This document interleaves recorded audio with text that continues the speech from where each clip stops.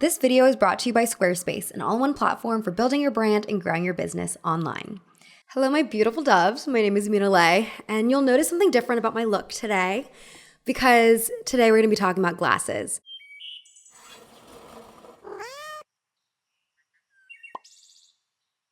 Here's some lore about my life. I got my first pair of glasses in the 2nd grade. I remember it like it was yesterday. I guess you could say I can see it so clearly still. So after the optometrist virtually said I was blind as a bat, my mom took me to Costco and I got to pick out my first pair of frames. And you know, I'm a fashion girl through and through, even at this young age. So of course I had to pick the glow-in-the-dark SpongeBob SquarePants glasses. Hello? They were also transitional, so the lenses protected against UV rays and sunlight as well. Aesthetically, that means they turned purple whenever I was outside. I wore glasses every day until I was 18, and then I got contacts. I hated wearing glasses. I think for the majority of my school pictures growing up, actually, I took off my glasses to pose for them. So there's like very little photographic evidence of my life, of my life in a truthful manner. And then, you know, it took a long time for me to build up the courage to get contacts and start this lifestyle of constantly poking myself in the eye every morning. So for my entire childhood, I just accepted my fate to always be the before picture of Mia Thermopolis in The Princess Diaries. Look, I don't want to blame Anne Hathaway for my low self-esteem and traumatic upbringing, but let's call a spade a spade. As always, this is as good as it's gonna get. One of the first videos I ever made on this channel was about the ugly duckling transformation trope. Do not go watch it. It's like very old and awkward. But essentially, this was a popular narrative trope up until like the body positivity movement of the 2010s. And The Princess Diaries was not the originator of it. Other media that existed around the time my brain was still forming include She's All That, My Big Fat Greek Wedding, and Ugly Betty. Now take your glasses off. Strange. It always seems to work in the movies. I also feel like this was an epidemic because other girls I grew up with felt similarly about their glasses. We kind of spiraled together as a community. Most of my glasses-wearing childhood friends ended up transitioning to contact lenses at some point. The weird thing is, I've never actually been bothered by other people wearing glasses. Actually, I think they can give the face quite a lot of character and be quite flattering. But for me personally, I'll always think that I look better without them. Don't know if it's because I could never figure out the right frame for my face or what. It also doesn't help that at this point, my prescription is so high that when I wear prescription glasses, it just heavily distorts my face on the sides. You can't see the effect with these glasses because there's no prescription in them, and that's why I'm willing to wear them on camera. And also just on a comfort level, my lenses are heavier because my vision is so awful, as I've said already multiple times. So after a while, they start to weigh on my face, especially because my favorite pair of prescription glasses have a pretty thick frame too. So the whole thing is just a lot. That's the life of a myopic baddie, people. We get to choose between dry eyes and a weight on our faces. Be kind. You never know what someone's going through. It's my stupid glasses.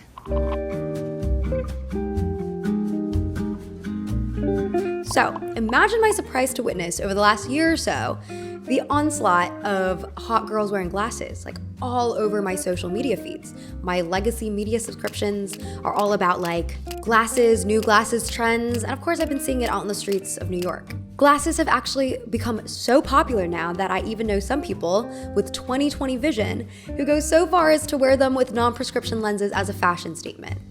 So what happened? How did we get here? What PR scheme has the glasses industry been putting out? And there's no need to make a spectacle of yourself these days, for glasses have become more than just a means of seeing better. They can be a fashionable addition to anyone's features.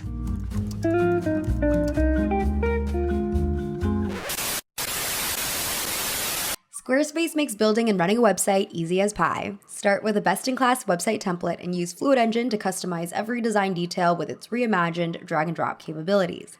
Squarespace also has powerful built-in analytical tools, so you can track who's visiting your site and more with page views, traffic sources, time on site, most read content, audience geography, etc.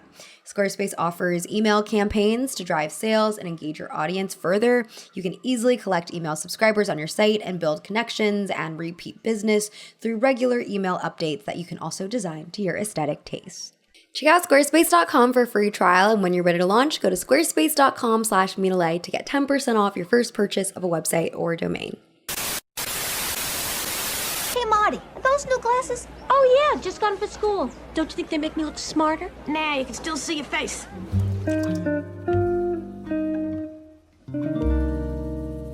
Growing up in the 90s and 2000s, almost every smart or nerdy character on TV and in movies wore glasses. It was like a mandatory costuming decision. I would go so far as to say that if the character was stupid, they probably didn't wear glasses. Aside from George Costanza, but that's what made him so subversive and a trailblazer in comedy.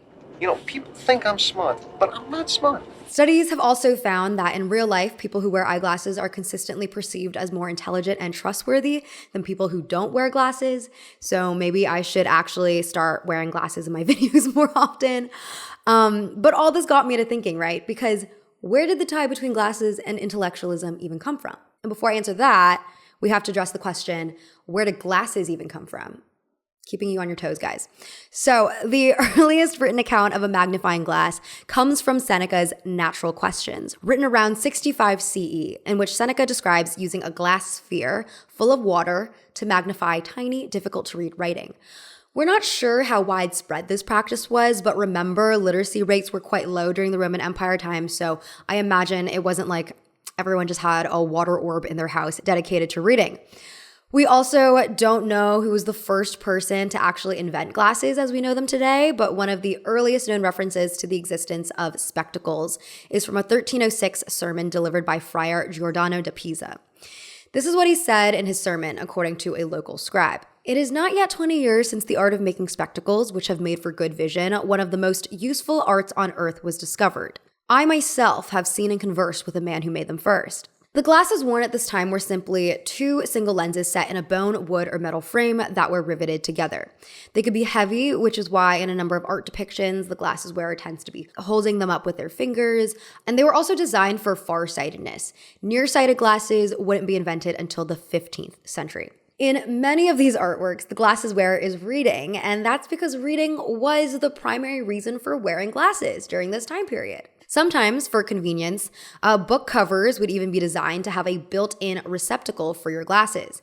There are records from 1403 that refer to the Duke of Burgundy, who had a gilded silver plate put into the cover of a book where he might put his glasses so that they would not be broken. At the same time, there was plenty of opposition against glasses in this early period. Medieval doctors discouraged them and advised their patients to instead treat their vision problems with at-home remedies. One such remedy was promoted by 14th century London surgeon John of Ardenne, who recommended an unguent of butter, chicken fat, and vapors from, quote, the sour urine of a man. I'm sorry, but I think if I put that concoction on my eyes, I'd actually just go blind instead. But Ardenne claimed he used it on himself, and it allowed him to keep reading and writing at the age of 70 years old. People tended to need vision aids as they got older, similar to how many people today get reading glasses as they get older. Some things never change. Before the invention of glasses, most aging scholars had to rely on their younger pupils to read to them. So this was pretty revolutionary. Glasses were pretty revolutionary. As historian Bernd Rook wrote in his book on Renaissance history, glasses extended the reading life of so many people that it indirectly promoted literacy and helped to more than double people's working lifetimes. The historical association of glasses with reading no doubt have helped solidify their cultural meaning today. There are also a number of historical scientists and scholars who are associated with glasses, further boosting the vision aid as a sign of intelligence. Giovanni di Lorenzo de' Medici, who later became Pope Leo X, had a prescription strength, reportedly, of 12 diopters. The famous poet Francesco Petrarca also had to wear glasses once he reached his 60s. Benjamin Franklin, famed for both his intelligence and his sex life, not only wore glasses, but he did one better and actually invented early bifocals. Around 1770, he invented glasses that served both nearsightedness and farsightedness. The bifocals stay on during sex. Saints and religious scholars were also stereotyped as glasses wearers, immortalized to be wearing them in artwork throughout the centuries. For example, the first depiction of glasses in European art is a fresco panel of Cardinal Hugh of St. Cher. Similarly, St. Jerome is often depicted with a pair of glasses, which probably led to him being dubbed the patron saint of spectacle makers. The irony is that St. Jerome lived roughly between 342 to 420 CE, way before the invention of glasses. But no doubt the idea that glasses are signs of intelligence led to these anachronistic portrayals. There's also the somewhat spiritual idea that glasses give you better eyesight and therefore symbolically give you a better perception of the world. In his 1458 tract, De Barillo, the philosopher and theologist Nicholas of Cusa wrote, "If an intellectual barrel were fitted to our intellectual eyes, then through intermediateness of this barrel, the indivisible beginnings of all things would be attained." Beryl, by the way, is a type of rock that early glasses were cut from. Essentially, what Nicholas is saying is that better eyesight led to a more intellectual approach to the world. We can see the symbolism in books. In Fyodor Dostoevsky's 1880 classic novel, Brothers Karamazov, one of the characters, Ivan, recoils at his servant wearing a pair of glasses. Ivan exclaims, "A creature like that? And wearing spectacles?" His negative reaction stems from the fact that Ivan believes glasses are reserved for the educated upper classes and therefore have no business belonging on the servant's face. Dostoevsky probably had similar opinions himself, given that many of his glasses-wearing characters come from more prestigious backgrounds. For example, in the same book, the lawyer Nikolai Parfenovich and Nelyudov wears glasses, as well as the aristocrat Baron Bermergelm in his 1866 book, The Gambler. Not all intellectuals liked glasses, though. Even though there are no pictures of Victor Hugo with glasses, the guy had poor eyesight from a young age. When he was younger, he wore glasses strictly for writing, but from around 1875, when he was 73, he was advised to wear them at all times. The reason there's no photographic, pictorial evidence of him wearing glasses is because he always took off his glasses in portraits. Okay, twin. Victor Hugo was just as vain as I am, I suppose. Johann Wolfgang von Goethe was also a certified glasses hater, going so far as refusing to receive any visitors who wore them. His secretary said that Goethe told him on various occasions, "Whenever a stranger steps up to me with spectacles on his nose, a discordant feeling comes over me, which I cannot master." Glasses disturbed Goethe because he couldn't see people's expressions clearly through them. Probably because anti-reflection lenses weren't invented yet, so there was some truth to that. And also probably because Goethe himself was nearsighted and refused to wear glasses, so everything for him was a little bit blurry. Other writers and artists have also leaned into the negative connotations of glasses, subverting their intellectual associations. For example, there's a satirical woodcut called The Book Fool with the subtitle of Useless Books. Here, the man depicted is blind to knowledge, hence the confusion in his expression, despite being surrounded by books and wearing a pair of glasses himself. Glasses were also associated with moneylenders and money ushers, as depicted in Rembrandt's 1627 painting, The Parable of the Rich Fool, which is based on the biblical parable of the same name. The glasses that the old man is wearing exaggerates the intense scrutiny he's evaluating his coin with, and thus exemplifies his greed. Needless to say, glasses became a stereotypical element of anti-Semitic caricatures as well. There were also plenty of negative connotations for glasses when worn by women, despite studies showing that women with eyeglasses do, like men, experience heightened perceptions of intelligence and trustworthiness. They also more strongly experience the negative social effects of glasses, such as diminished attractiveness. No, without your glasses, you're a very pretty doctor.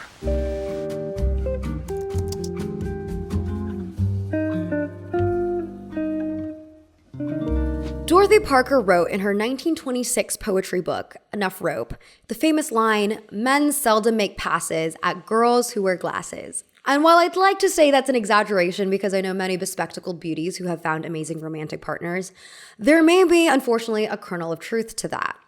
A survey conducted by Cosmopolitan magazine in 2017 revealed that women wearing glasses on Tinder were 12% less likely to receive a positive right swipe than those without.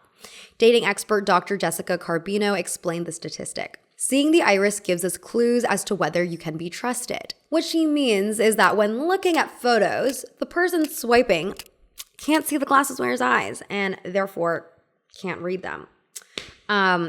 Girder core, might I say. I think it's interesting that in the article, there was no mention of whether or not the glasses themselves made women seem unattractive, though. And I haven't been able to find much research in recent years either. So maybe this is because glasses don't carry the same stereotype as they once did and are no longer a reportable major dating issue. You don't think they make me look like an old maid? I've never seen anybody in my whole life that reminded me less of an old maid. Which is a far cry from the year 1900, let me tell you. One optometrist, Dr. Norman B. Jenkins, wrote for the American Optical Journal that glasses were, quote, very disfiguring to women and girls. Glasses that were advertised to women in the early 20th century also tended to be rimless pince-nez types because they were considered the most invisible type of eyeglasses available. The hatred towards a woman in glasses might stem from the historical idea that a respectable woman kept her eyes averted. As feminist critic Camille Paglia explained in her 1990 book Sexual Personae, the desirability or expectation of a certain selective blindness in the so-called fairer sex in turn made glasses a hurdle to attractiveness among a certain breed of men on the hunt for a mate. Their ideal candidate was, instead, someone decorous to look at. Ideally, not a woman who'd look too closely into his affairs in all senses of the word. AKA a woman who wasn't nosy and who was blind to his actions was the ideal woman. Glasses signified a woman who would scrutinize. Ultimately, this anti-glasses rhetoric found a comfortable home in Hollywood. Humphrey Bogart's character in the 1946 movie The Big Sleep asks a glasses-wearing bookseller to take off her glasses before he will flirt with her. Just wondering if you have to, Oh, not necessarily. Marilyn Monroe's character wears glasses in the 1953 film How to Marry a Millionaire, though she makes a point to hide them for fear of looking unattractive. Men aren't attentive to girls who wear glasses. In the 1954 movie Rear Window, the sad, middle-aged single woman, Miss Lonely Hearts, is made to look even more pitiable to us viewers when she has to put on glasses to apply her makeup in the mirror. This idea that glasses made a woman unattractive led to their inevitable tie with spinsterhood. In the 1942 movie Now Voyager, Bette Davis plays the heroine Charlotte Vale, who starts off as a frumpy spinster with a pair of glasses to boot. When she gets sent to the sanatorium, her psychoanalyst takes her glasses and snaps them to signify the beginnings of her metamorphosis. Spoiler alert, after a series of events, Charlotte decides to stay unmarried, though because she has taken care of herself and her looks, she remains empowered. Travis Elborough, author of the book Through the Looking Glasses, describes stories like Now Voyager as asserting a pecking order of spinsterdom. Those like Charlotte Vale who cast their glasses aside and are able to enjoy full and contented independent lives even without men. And those whom are unable to make that physical transformation and doomed to be pitied for the rest of their life. Now Voyager is also just one movie in a long list of movies, TV shows, and books that employ the ugly duckling transformation trope. Or more specifically, for this video, the glasses gotta go trope. The trope name begets itself, but this is how tvtropes.org explains it. The typical Hollywood perception of wearing glasses is that they are nerdy, homely, or otherwise undesirable in various ways. These ways could include the sex appeal department, and it could also include the strangely instantaneous deletion of glasses from the face of any fictional character, revamping their appearance. I also like this section that they wrote. You'll notice that the specs in question are always hideously tacky nerd glasses, and the character will never think to just find a pair that better flatters the shape of their face. Charles Schulz satirized this trope in his comic strip Peanuts. Among his cast of characters is Marcy, the girl who wears glasses and who is, of course, good at school and bad at sports.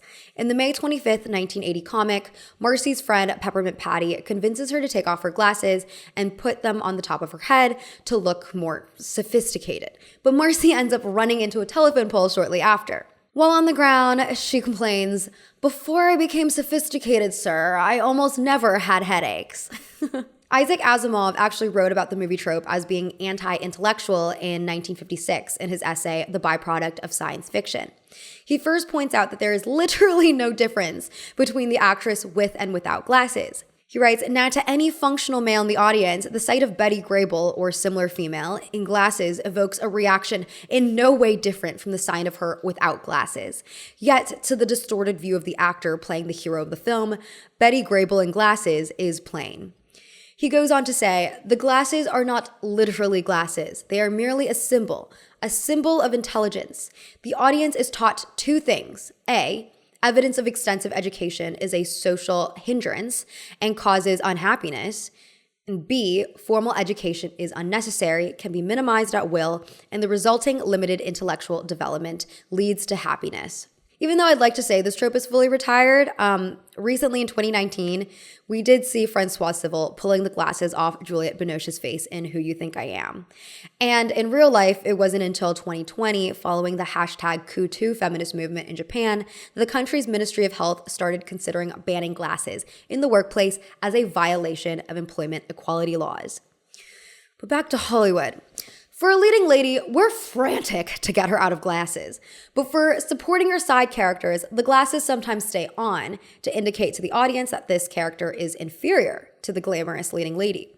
For instance, in the 1958 movie Vertigo, bespectacled Midge is not the leading lady, made clearer when the glasses-free Judy enters the picture. The other reason to give a character glasses is to convey the idea that she is too smart, sometimes even in an evil way. For example, in the 1951 movie Strangers on a Train, which was based on Patricia Highsmith's novel of the same name, there was actually a change from the original book to give the character Miriam a pair of glasses.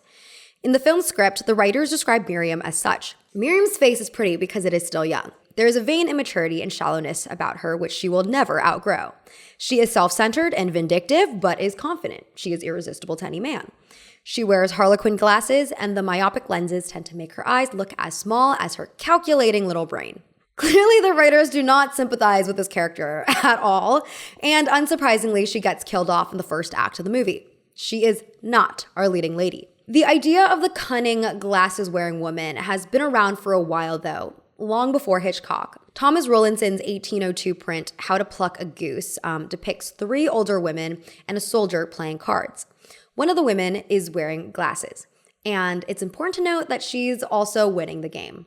But rather than this win being depicted as a momentous success, the unflattering way she and her friends are drawn emphasize Rowlandson's actual disdain for these women gambling. Also, for context, women weren't allowed to profit by gambling in public during this time period, so his attitude was pretty universal. All this really comes down to the aversion to smart women, which stems from the historical presumption that women were intellectually inferior to men, and therefore the idea of a smart woman was considered either threatening, immoral, or even impossible. Enlightenment philosopher Jean-Jacques Rousseau actually believed that an educated woman would abandon her female duties. He also refused to believe that women could produce any works of genius and implied that anything laudable attributed to a woman was actually produced by a man. Today, women can wear glasses proudly, thanks to the color and subtlety of modern design. By the way, the reason I've been wearing my glasses down on my nose like this is because I'm trying to avoid the light from my light reflecting and making it difficult to see my eyes. But I haven't really been looking into the viewfinder, so hopefully that's successful and I don't just look silly for no reason. Okay, so despite what I've been saying for the last however so many minutes now, would you believe me if I said it wasn't all that bad? Look, it would be too easy to oversimplify 20th century Hollywood as being regressive in terms of attitude towards glasses. And similarly, it would be too easy to assume that in the 19th and early 20th centuries, any woman in glasses was simply coded as old or ugly or evil. But the reality is that there were multiple overlapping discourses. For example, if we look at Shepard Alonzo Mount's portrait of Catherine Brooks Hall from 1830, at first we see an older woman in glasses, probably a widow since she's wearing all black. But if we look closer, we'll notice she's holding a stylus in her hand, a tool of an accomplished needleworker. As Jessica Glasscock writes in her book, Making a Spectacle, with that acknowledged, the idea of eyeglasses as the purview of only socially disregarded older women then is too reductive. Spectacles continue to evoke fine hand skills and creative ability, even on ladies. Glasscock also notes that when she looked through 19th century fashion plates, she found that handheld eyeglasses popped up again and again, signaling that eyewear was sometimes perceived as a fashionable accessory. These handheld eyeglasses she refers to are called lorgnettes. While the lorgnette wasn't exclusively worn by women, it was stereotyped as a feminine accessory, especially when compared with the masculine-leaning monocle.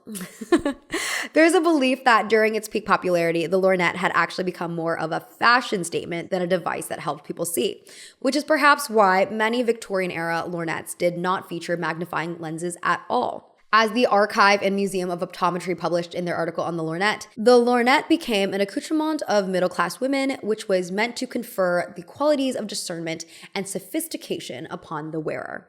The 19th century lorgnette lead a double life as an optical device and a social symbol. So that's one example of eyewear in fashion. And starting around the 1940s, we also saw another boom in fashionable glasses designs. In November 1941, Women's Wear Daily published a feature titled Fashion Significance, which chronicles recent fashion trends, and there's a whole section on glasses with the heading, Dorothy Parker Revise, Please, no doubt responding to Parker's poem on men not caring about bespectacled girls. As the magazine writes, the plaintive sighs of the maids with glasses, who never lure a sideways glance from the masculine gender, are no more. The designer of Harlequin glasses claims that this slant-eyed fashion has done so much for these unfortunates. I mean, this might just be made up as part of the marketing from said glasses manufacturer, but I think the fact that a reputable magazine was pushing out pro-glasses rhetoric in the first place was a huge step in changing women's minds about them. If you ask this 18th century beau whether men make passes at girls who wear glasses, he just gives you a quizzical look. Glasses with plain lenses are now worn by girls with perfect sight. So there's our answer to the quizzical look we started with. Then, in 1949, American Optical collaborated with the famous fashion designer Claire McCardle to produce a pair of glasses, thereby introducing the concept of designer glasses.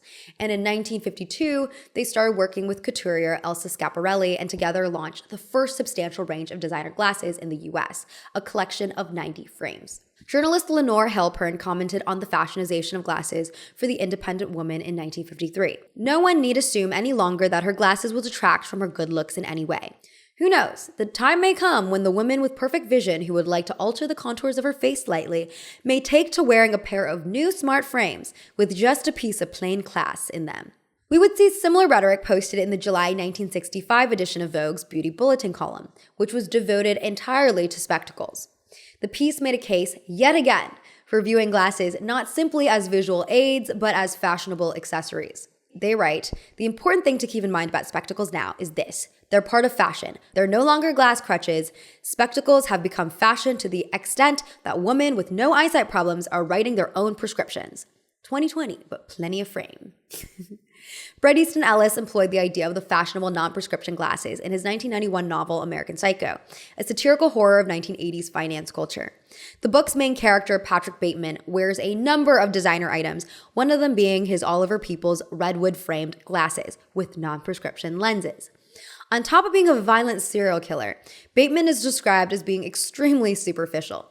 Throughout the book, he shows a tendency to compare himself to his work colleagues, and one day, while out shopping in a Paul Smith clothing store, he runs into two other Wall Street guys, donning his same hairstyle and Oliver Peoples glasses.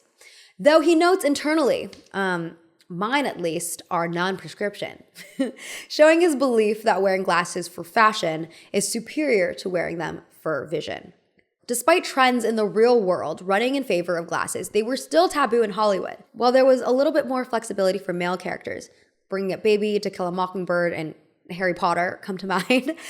For the most part, Hollywood seemed allergic to casting leads with glasses. Stefana Sabin notes that this is partially due to the acting profession itself, because glasses hide the eyes and their expressiveness. She writes in her book In the Blink of an Eye, characters who wear glasses in films often take them off, particularly at dramatic moments.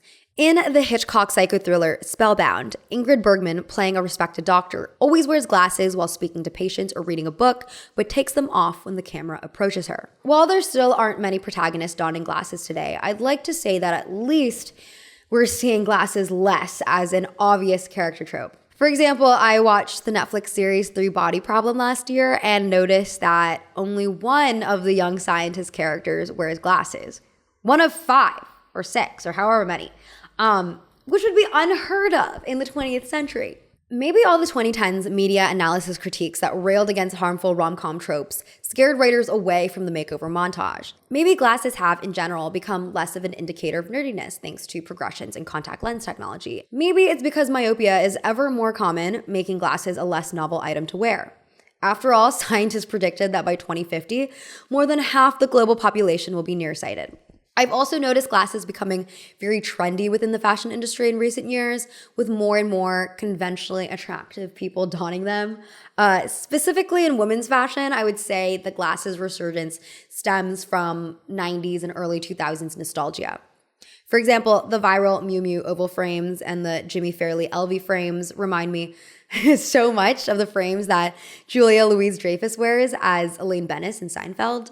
Early 2000s Bayonetta type of glasses have also been popular, especially in conjunction with the whole like office siren style.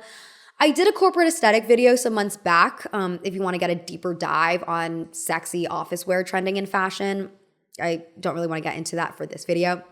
But there might be a more practical need for glasses too, right? Because more and more of our lives are spent looking at screens, some starting as early as infancy. And as a result, there may be an uptick in people with ever worse eyesight. And I'm not only talking about smartphones. Many of us spend the long hours of our workday staring at a computer. There's potentially some long-term consequences for this behavior. Constant exposure to the blue light emitting from our screens could damage retinal cells, contribute to cataracts, and cause vision problems like age-related macular degeneration. The short-term consequences, of course, are dry eyes and eye strain because we tend to blink less when looking at blue light screens. Even if you don't have myopia, you might just get a pair of blue light glasses just to ward off some of the harmful screen effects. The other element to the glasses rebrand is a rebranding of the nerd in general. We've seen this again with Miu Miu, particularly with their fall 2023 runway show that featured a model cast of sexy, disheveled librarians. Also to note, Elaine Bennis type glasses are also not even a 90s phenomenon. The design of those glasses drew major inspiration from library frames, which is a style of glasses that first appeared around 1916, which were aptly named and carry connotations of bookishness and a pre-internet age. I've also made a video essay about the trend of hot girls reading, the elitism in the literary scene, and the cultural capital books a while ago. Check that out if you're interested. But in short, books signify intelligence. And I think as literacy rates continue to plummet, some people will become more inclined to signify that they are not one of the common people who can't read. Social status comes from asserting yourself as one of the few instead of one of the many. And let's be real, being pretty, which used to be something that could only be achieved by the few, has become a relatively common identity marker. In the 2000s, being a pretty girl was a much more difficult to achieve identity.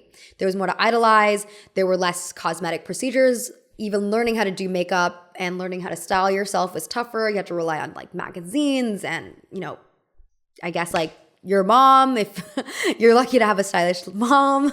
Nowadays, there's all these glow up how-tos available with the click of just a few buttons. And that's not even considering the Facetune and photoshopping tools at our disposal. I'd say it's just much easier to look conventionally attractive today, at least to look conventionally attractive online. Also, the level of exposure we now have to seeing attractive faces thanks to social media has overall led attractiveness to becoming a less interesting trait, dare I say. I see hot people so often that it's just not novel anymore. Who was that person who said TikTok is destroying our brains because we weren't meant to see this many beautiful people in our lives? Because that person was right. Here's how it used to go back in the day. You used to see 110 in your entire life and it would destroy you. It would make you insane. Think about Helen of Troy. This woman launched 1,000 ships. That's how much she was that girl. That's how much of a dime she was. Dudes were getting on boats to go to a different country to kill people they didn't know so that some dude who they barely knew could have her.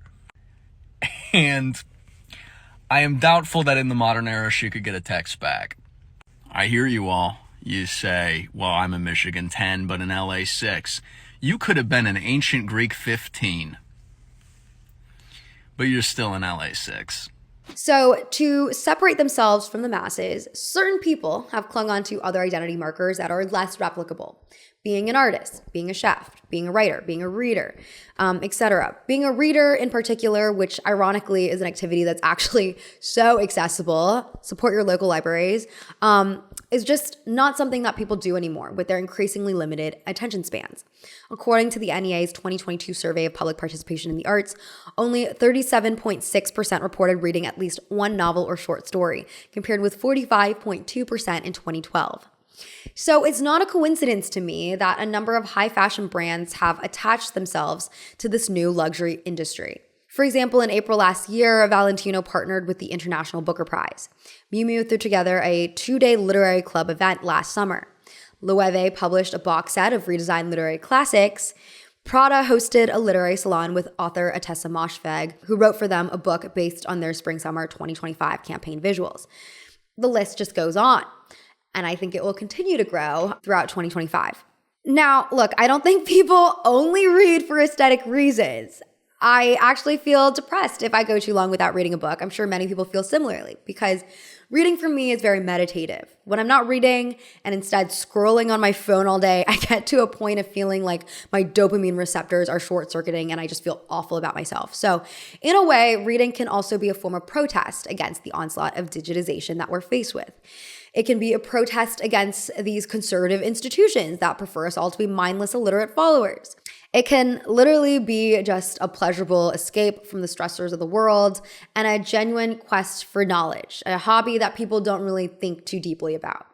It can also be a rally to support the book industry, which has served human history so well for centuries. So all's to say, I would just hope that the people showing off their fashionable glasses online are actually reading and not just masquerading as readers. But you know what? Maybe masquerading as a reader isn't even a bad thing either, because the effect is the same. Aestheticizing glasses in this way is raising the cultural capital of being a reader, which will hopefully convince more people to pick up books. I didn't talk about hipsters in this video, a subculture that became associated with large square glasses. Hipsterdom was a weird time in history, to say the least. It was referenced often in mainstream news outlets, but maybe because social media was so nascent at that time period, I didn't see many people latching onto the aesthetic. Maybe I was just too young. The first time I was really aware of people wearing glasses as purely an accessory was in college, which was post-hipster for me. I had made a few online friends on Instagram at that time, and there were some of them who were really into Korean culture and would wear these big glasses with either no lenses in them or non-prescription lenses. I remember talking to a girl, and I was shocked to learn that she not only didn't have her prescriptions in her glasses, but she also wore prescription contact lenses underneath them. It sounded crazy. You can't see the effect with these glasses because there's no prescription in them. And now look at what I'm doing. You either die a hero or live long enough to see yourself become the villain. For years, I would get annoyed with people who had perfect vision and wore non-prescription glasses because I myself hated wearing glasses, and I was projecting that annoyance onto people who got to wear them as a choice. But over time, I've relaxed my stance because it doesn't actually affect me at the end of the day, and I've got more problems in my life. And as I also, got more into fashion history, I've realized this is nothing new and that glasses have always been fashion accessories, even if Hollywood likes to pretend otherwise. For example, in 1922, the illustrator Erte designed Art Deco eyewear for an issue of Harper's Bazaar. One of these glasses had a hair comb attached, and another pair was built into an evening van. The magazine wrote, "He designs eyeglasses that appear to be charming whim rather than a necessity." And it's actually because the fashion industry sees glasses as a fashion accessory that there are so many cool looking glasses out there to choose from, which benefits us myopic people as well. As Jessica Glasscock says, Erte understood that eyewear must evolve as a fashion accessory to be appealing as a visual corrective. Okay, y'all, that's the end of this video. I've been yapping on long enough about this subject. I'm interested to know how many of you are wearing glasses today, what your relationship to them has been, whether or not you've had a similar relationship to glasses as me, whether you were scarred by early 2000s media, or if you're normal and loving life. My name is Mina. Thanks so much for joining me today, and I'll see you next time. Bye. That's the way to take care of our eyes. And we'll do it because it's fun to have healthy eyes.